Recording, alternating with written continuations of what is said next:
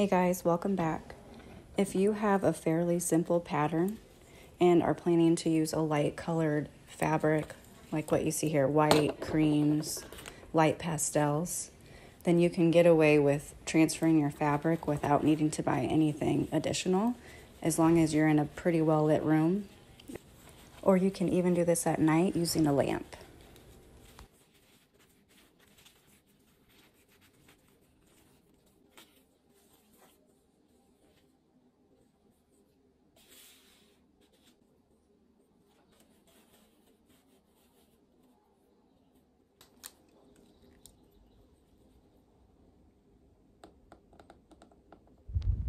When I first started doing embroidery, I often let the idea of pattern transferring scare me because I thought I needed to buy all this fancy equipment to accomplish that with different types of patterns that I would come up with.